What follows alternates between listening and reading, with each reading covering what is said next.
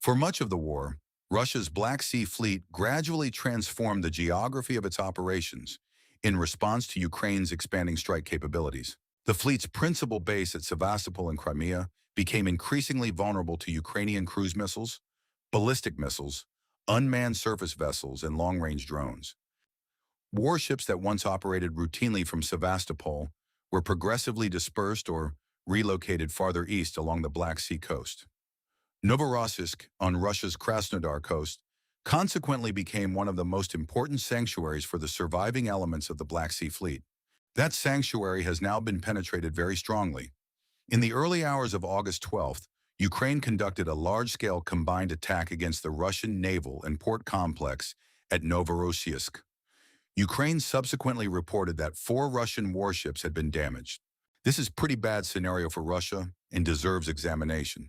Before we proceed, a word on NordVPN, which is one of the most trusted and fastest VPN brand that has a no-log policy validated by Deloitte.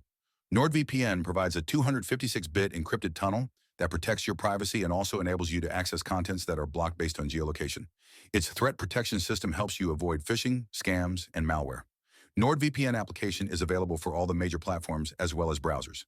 Get an exclusive NordVPN deal with massive saving by going to nordvpn.com/defense or clicking the link in the description. It's risk-free with Nord's 30-day money-back guarantee.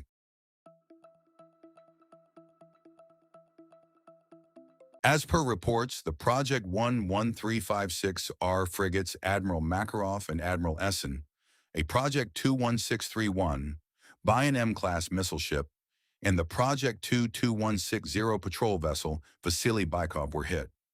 The Admiral Makarov is not simply another surface combatant in the Black Sea Fleet. It is one of Russia's principal remaining platforms capable of launching Kaliber cruise missiles.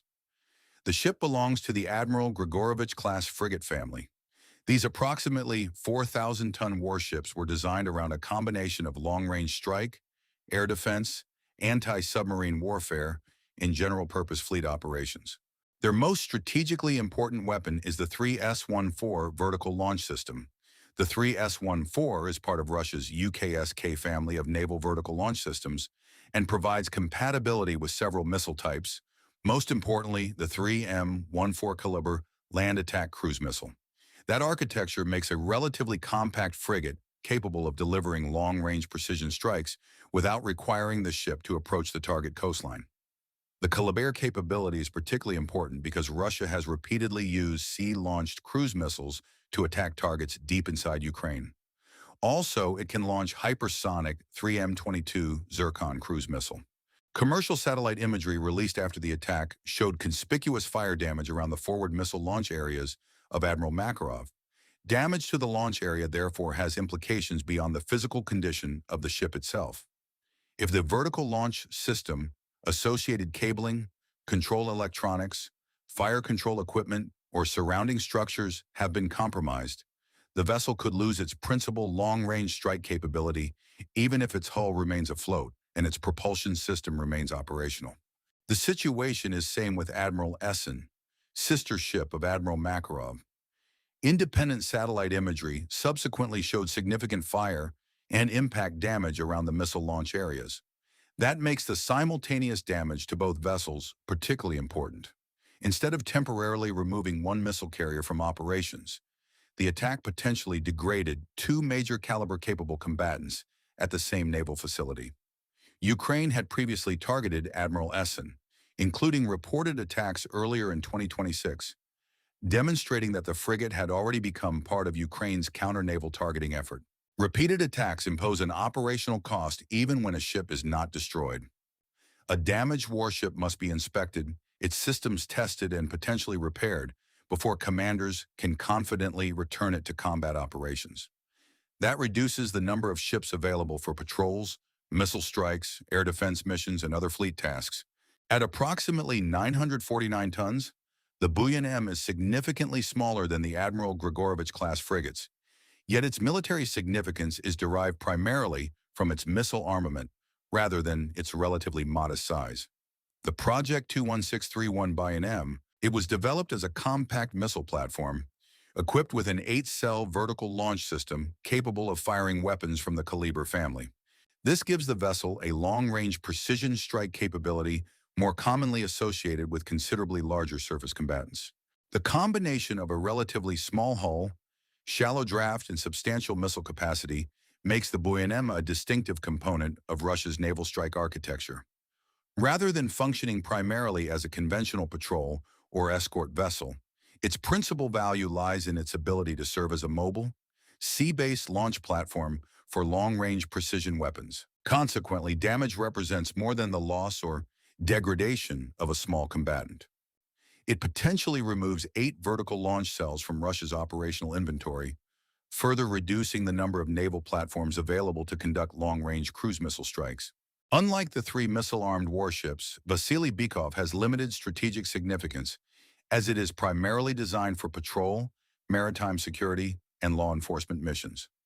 Nevertheless, its reported damage at Novorossiysk is operationally significant and represents a notable embarrassment for the Russian Navy.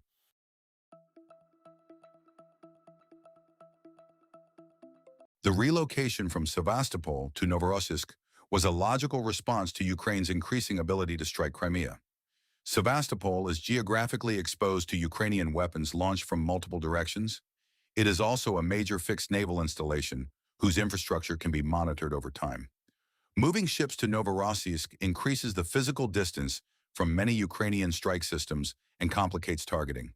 But distance is only one component of survivability. The modern Ukrainian strike architecture combines long-range unmanned systems, cruise missiles, intelligence and surveillance assets, satellite imagery, electronic warfare, and unmanned surface vessels. The result is a layered targeting system capable of attacking both ships at sea and ships while inside port facilities. Ukrainian President Volodymyr Zelensky said the operation involved a combination of Palyantsia jet-powered drones, Neptune missiles, and unmanned surface vessels. The central problem for Russia is that simply moving its ships farther east does not eliminate the threat. Novorossiysk also has a fundamental weakness. It is simultaneously a naval base and one of Russia's most important commercial ports. That means military vessels are operating within a large and complex maritime infrastructure containing oil terminals, grain facilities, commercial shipping, and fixed industrial installations. The attack also affected oil and grain infrastructure, underlining the scale of the operational environment.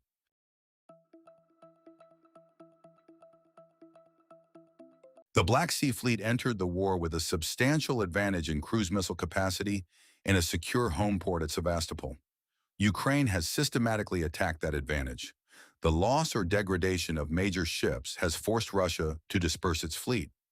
Ukraine subsequently demonstrated the ability to reach the new operating area. That produces a potentially important strategic effect. Russia's geographic sanctuary is shrinking.